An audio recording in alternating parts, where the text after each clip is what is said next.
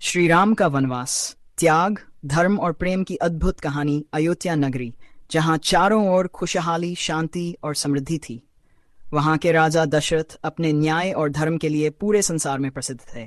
उनके 4 पुत्र थे, राम, भरत, लक्ष्मण और शत्रुघ्न। इनमें से राम सबसे बड़े और सबसे गुणवान थे। उनकी विनम्रता, सत्यनिष्ठा और करुणा ने हर किसी का दिल जीत लिया था। समय बीतता गया और एक दिन राजा दशरथ ने निश्चय किया कि अब वे अपने सबसे योग्य पुत्र राम को अयोध्या का राजा बनाएंगे। यह खबर पूरे राज्य में आग की तरह फैल गई। हर तरफ खुशी का माहौल था। लोग नाच रहे थे, गा रहे थे और अपने प्रिय राम के राजा बनने की तैयारी कर रहे थे। लेकिन नियति को कुछ और ही मंजूर था।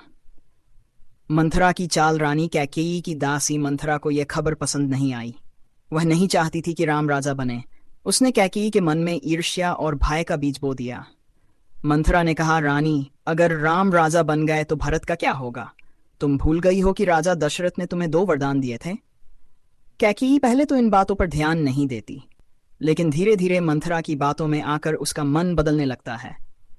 उसने सोचा कि अगर राम राजा बन गए तो भरत को कभी राजगद्दी नहीं मिलेगी। कैकेयी का निर्णय। कैकेयी ने अपने कक्ष में जाकर क्रोध और दुख का नाटक किया और कोप भवन में चली गई। जब राजा दशरथ को यह बात पता चली तो वे तुरंत कैकेयी के पास पहुंचे। उन्होंने पूछा, प्रिय कैकेयी, तुम्हें क्या दुख है? कैकेयी ने कहा, महाराज, क्या आप मुझे दिए गए अपने 2 वरदान याद हैं? राजा दशरथ बोले, हाँ, मैं उन्हें नहीं भूला हूं। तुम जो चाहो मांग सकती हो। कैकेयी ने कहा, पहला वरदान यह है कि मेरा पुत्र भरत अयोध्या का राजा बने, और दूसरा यह कि राम को 400 वर्ष के लिए वनवास भेज दिया जाए। यह सुनकर राजा दशरथ के पैरों तले जमीन खिसक गई। उनका दिल टूट गया। वे बेहोश हो गए, लेकिन वे अपने वचन से बंधे थे। राम का निर्णय। जब यह बात राम को पता चली तो उन्होंने बिना किसी शिकायत के इसे स्वीकार कर लिया। उन्होंने कहा, पिता का वचन ही मेरे लिए सबसे बड़ा धर्म है। मैं वनवास जाने के लिए तैयार हूं। राम की यह बात सुनकर सभी लोग स्तब्ध रह गए। लक्ष्मण ने कहा, भैया, मैं भी आपके साथ वन जाऊंगा। सीता जी ने भी कहा, जहां आप होंगे वहीं मेरा घर है, मैं भी आपके साथ चलूंगी। वन की ओर प्रस्थान। राम, सीता और लक्ष्मण साधारण वस्त्र पहनकर अयोध्या छोड़ने लगे। पूरे नगर के लोग रोए भी उन्हें जाने नहीं देना चाहता था। राजा दशरथ भी इस दुख को सहन नहीं कर पाए और कुछ ही समय बाद उन्होंने प्राण त्याग दिए। तीनों वन की ओर चल पड़े। रास्ते में उन्होंने कई ऋषियों और साधुओं के आश्रम देखे। वे हर जगह धर्म और सत्य का पालन करते हुए आगे बढ़ते गए। वन का जीवन, वन में जीवन आसान नहीं था। उन्हें कठोर परिस्थितियों का सामना करना पड़ा, कभी तेज, कभी भूख, लेकिन उन्होंने कभी शिकायत नहीं की। राम हर समय अपने कर्तव्यों का पालन करते रहे। वे जंगल के जानवर और पक्षियों की रक्षा करते थे। लक्ष्मण हमेशा उनके साथ रहते और उनकी सेवा करते। सीता जी भी बहुत धैर्य और साहस के साथ हर कठिनाई का सामना करती थीं।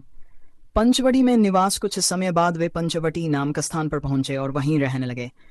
यह स्थान बहुत सुंदर था। चारों ओर हरियाली और शांति थी। लेकिन यहीं शूर्पणखा का प्रसंग। एक दिन रावण की बहन शूर्पणखा वहां आई। उसने राम को देखा और उनसे विवाह करने का प्रस्ताव रखा। राम ने मुस्कुराकर मना कर दिया। फिर वह लक्ष्मण के पास गई, लेकिन उन्होंने भी मना कर दिया। इससे क्रोधित होकर शूर्पणखा ने सीता पर हमला करने की कोशिश की। तब लक्ष्मण ने उसकी नाक काट दी।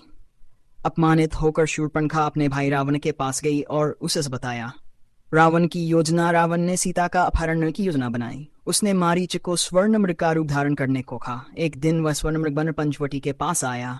सीता ने उसे देखा और राम से उसे पकड़ने को कहा। राम उसे पकड़ने के लिए जंगल में चले गए। कुछ समय बाद मारीच ने राम की आवाज में, हाय लक्ष्मण।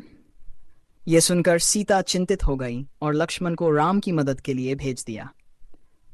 सीता हरण। जब लक्ष्मण भी चले गए तब रावण साधु के वेश में आया और सीता से भिक्षा मांगी। जैसे ही सीता बाहर आई, रावण ने उनका अपहरण कर लिया और उन्हें लंका ले गया। राम का दुख। जब राम लौटे और उन्होंने सीता को नहीं पाया तो वे बहुत दुखी हुए। उन्होंने पूरे जंगल में सीता को खोजा।